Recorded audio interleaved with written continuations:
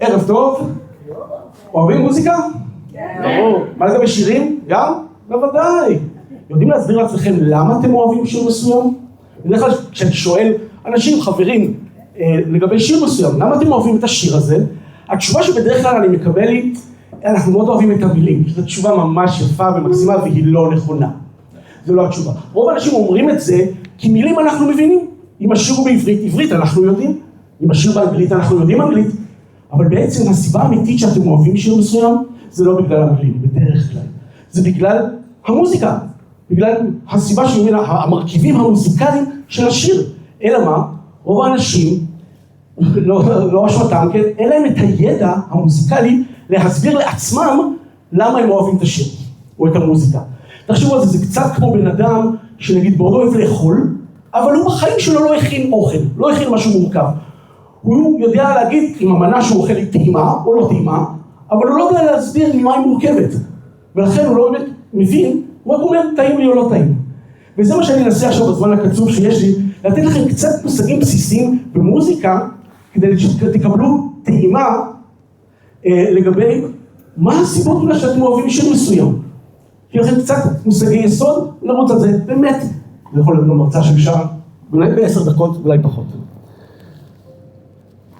המוח שלנו צריך סדר, בכל דבר. אנחנו כל מחלקים לקטגוריות ולקבוצות, והבגדים שלנו בארון, ויש חוקים והכל, כי אנחנו צריכים סדר, אחרת המוח לא מסוגל לעקוב, לא מבין מה קורה. אותו דבר זה מוזיקה. מוזיקה, העיקרון המנחה, זה עיקרון של חזרתיות. דברים שחוזרים על עצמם כל הזמן. אבל כדי שלא יהיה משעמם, כי משהו שחוזר על עצמו כל הזמן, זה קצת נמאס, אז צריך לשמור את זה לפעמים. וזה עיקרון מנחה של מוזיקה, חזרתיות והשבירה של החזרתיות הזאת. אני אראה לכם למה אני מתכוון. קצב למשל. שמעתם עכשיו קצב מאוד פשוט של 4 רבעים, לא תאמינו כמה שירים מבוססים על הדבר הפשוט הזה שחוזר על עצמו וחוזר, ומדי פעם נשמע, אבל חוזר על עצמו, וזה הבסיס של המון המון המון שירים, הקצב הפשוט הזה, במקרה הזה ב4 רבעים. מה לגבי תבניות קצביות? מכירים את זה? זה של חבר שלי, בטהובן. כן, חבר שלי כתב איזה סימפוניה 50 במספר לא רע, תקשיבו שלו.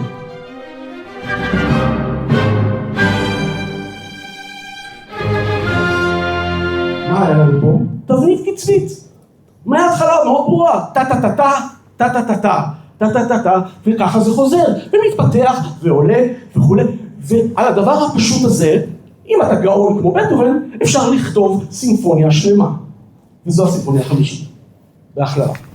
בואו נראה עוד אלמנט מאוד חשוב. מנגינה כמובן זה הלב של כל שיר, של כל מוזיקה. אבל גם מנגינה צריך להיות מאוד זהירים. כי אנחנו, האוזן והמוח לא מסוגלים לעקוב אם המנגינה היא מורכבת מדי. היא מסובכת, יותר מדי צלילים, רץ מהר מדי. אנחנו צריכים מנגינה פשוטה, כדי שנוכל לעקוב ולאהוב. אבל גם צריך להיזהר שזה לא יהיה פשוט מדי. אז מקבלים אולי משהו כזה.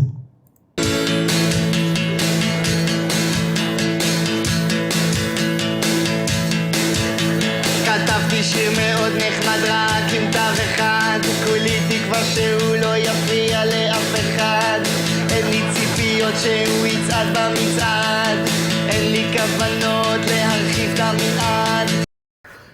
יופי, בתור בדיחה, מעולה, שיר גרוע. לא הייתם מקשיבים לזה יותר מפעם אחת, וזה בדיוק יותר מדי מונוטוני, יותר מדי פשוט, זה כבר לא כיף, לא מעניין.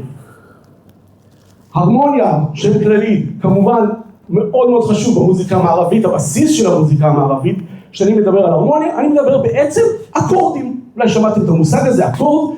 מה זה אקורד? לצורך העניין, ההגדרה היבשה והמדויקת, 3 צלילים לפחות, יכול להיות גם יותר, שמנוגנים בו זמנית ביחד. 3 צלילים שונים, או יותר שמנוגנים ביחד. אם זה רק 2 צלילים שונים אגב, זה לא אקורד, זה נקרא מרווח, גם נחמד, אבל זה לא. כל המוזיקה שאנחנו אוהבים, המערבית במיוחד, שירים והכל, מבוסס על הדברים האלה, על האקורדים האלה. כאשר כשאנחנו מדברים על שירים במיוחד, לכאורה יש המון אקורדים, המון קומבינציות, כל מיני אקורדים שאפשר לייצר. לרוב, השירים הפשוטים שאנחנו אוהבים, זה 2 סוגים של אקורדים. יש מה שנקרא את האקורד המז'ורי, שנותן לנו מעין אווירה שמחה, אפשר לקרוא לזה. בואו נשמע אותו. והאקורד המינורי שנותן לנו מין אווירה קצת עצובה יותר. בואו נשמע אותו. המדהים הוא שההבדל בין השמח לעצוב, זאת תאמינו, זה שינוי קטן ורק אחד משלושת הצלילים. שינוי קטן אחד נותן לנו אווירה אחרת, כאשר גם האקורדים השמחים אפשר לבנות איתם שירים קצת עצובים, ועם ההרמוניה העצובה לכאורה, המינורית, אפשר גם לעשות שירים שמחים, ככה שזה לא תמיד חקוק בסלע הדבר הזה. הנקודה היא שבסופו של דבר, רוב השירים שאתם וכולנו אוהבים מבוססים על אקורדים מאוד פשוטים, על שני הסוגי אקורדים האלה, יש בקומבינציות מסוימות, אבל מאוד חוזר על עצמו. לכן אם יצא לכם אולי להקשיב לשיר ואמרתם, זה נשמע כמו איזה שיר אחר, מאוד יכול להיות שהשיר הזה פשוט משתמש באותם אקורדים, באותו סדר של אקורדים כמו שיר אחר. כי מספר הקומבינציות בסוף נגמר, במיוחד שנשארים באקורדים כאלה פשוטים. איפה יש לנו אקורדים יותר מורכבים, למשל? בז'אנר שנקרא ג'אז. וזו הסיבה שהמון אנשים לא אוהבים את זה, לא מתחברים לזה, כי האקורדים מסובכים מדי, המקצב מסובך מדי, המלודיה מסובכת מדי, אנחנו לא מסוגלים לעקוב, אנחנו פחות אוהבים את זה. ג'אז אגב אוהבים בעיקר נגני ג'אז, ואני יודע, אני אחד מהם. עוד, דבר שמאוד משפיע על כל שיר שאנחנו מקשיבים, העיבוד, זו רשימה חלקית ביותר. המהירות למשל, האם זה יהיה שיר מהיר, או שיר יותר איטי, אולי שיר בינוני, מה המהירות של השיר? מאוד קובע את האופי, ואם אנחנו לא אוהב את השיר הזה, והיו כבר שירים שהחליטו בהתחלה מהירות מסוימת, ואז דווקא כשהורידו את המהירות, זה נשמע הרבה יותר טוב, או הפוך, דווקא יותר מהר מאוד משפיע. השאלה, אילו כלים בכלל מנגנים? איזה כלים אנחנו רוצים לשיר? אותו מלחין, אותו זמר, כן? האם אנחנו נבחר בגיטרות? איזה סוג של גיטרות? האם יהיה פסנתר? אולי נכניס חצוצרה? אולי קצת נבל? אולי נשים איזה סאונד סינתסייזר מיוחד כזה, משהו מוחשב כזה? אולי נביא כלים מהמזרח? אין ספור אפשרויות. הדבר שני גם, מתי כל כלי מנגן? מה שנקרא תזמור. דוגמה הכי בולטת, תזמורת קלאסית. מה זה תזמורת? זה המון כלי נגינה, שהמלחין קובע מתי כל כלי נגינה מנגן. האם עכשיו נשמע את הכינורות? אולי נשמע עכשיו את כלי הנשיפה?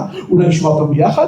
אולי עכשיו נוסיף את הברס, כלי נשיפה ממתכת, חצוצרות וכל זה. אין סוף אפשרויות, והכל קשור לעיבוד. קולות נוספים. יש זמר, זמרת, שרים את השיר, אוקיי. אולי יצטרף עוד זמר ישיר איתם, אולי באולפן הקלטות יעשו לו קול שני, אולי נביא מקהלה, שתשיר ברקע. ויש המון שירים כאלה שהיופי שבהם זה המקהלה. אין סוף דברים שאפשר לעשות שקשורים לעיבוד, אחרי שכבר יש לנו לחן ואקורדים והדברים האלה.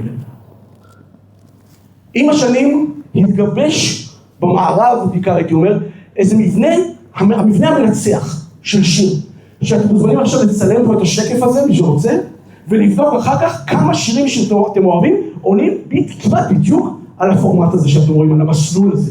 ואני אומר עליו במהרה, בדרך כלל שירים יש לנו פתיח, בית ראשון, בית שני, אחר כך פזמון, חוזרים לעוד בית שלישי, שוב פזמון, ואז יש לנו גשר, מה שנקרא גם באנגלית C-part או bridge, שהמטרה שלו זה שנשכח קצת משתי המנגינות של הבית הפזמון, אחרי ששמענו אותם כבר קצת יותר מדי, נשעמם, הנה יש איזו שבירה, שינוי, לפעמים גם איזשהו קטע סולו, אוקיי, הבנו, משעמם, תחזיר אותנו חזרה לפזמון, ואולי לפעמים עוד איזה פזמון אחרון, ככה לקראת הסוף והסיום, ולקראת הסיום שלי, בואו תראו איך המבנה הזה של השיר, המבנה המנצח, אני קורא לו, קיים למשל בשיר שאני חושב שכולכם מכירים, שלמה גורליך, שירים פשוטים.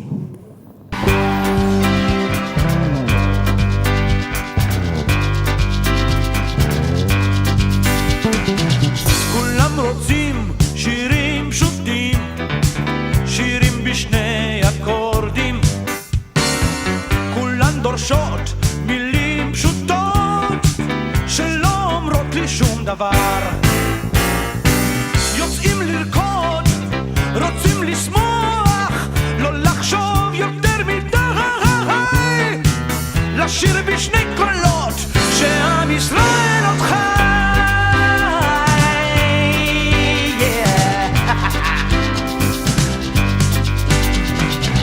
כולם יושבים בבית קפה, מאזינים לרדיו, שעה החדשות, אחר כך יש פרסומות. ככה זה, יוצאים לרקוד, רוצים לשמוח, לא לחשוב יותר מדי,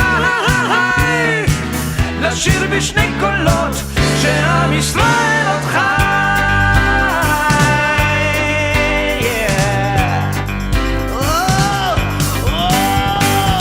שומרים על כושר גבוה, זורקים עיתון וקונים חדש, רואים משחק השבוע ונפגשים עם כולם בשבת במסיבה בשכונה. תרים את הרגליים, ידיים עולת, תוריד את היד, תן בין.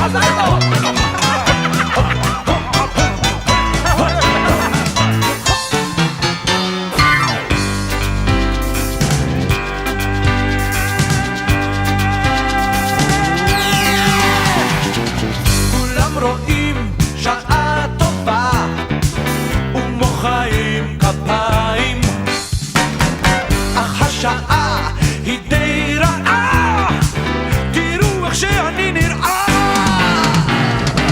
רוצה לבכות, רוצה לצרוח, אך את זה לא ישדרו. להיות נחמד כדאי, כי עם ישראל עוד חי.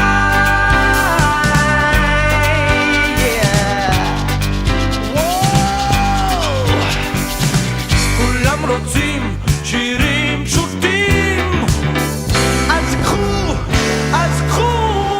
כולם רוצים שירים פשוטים.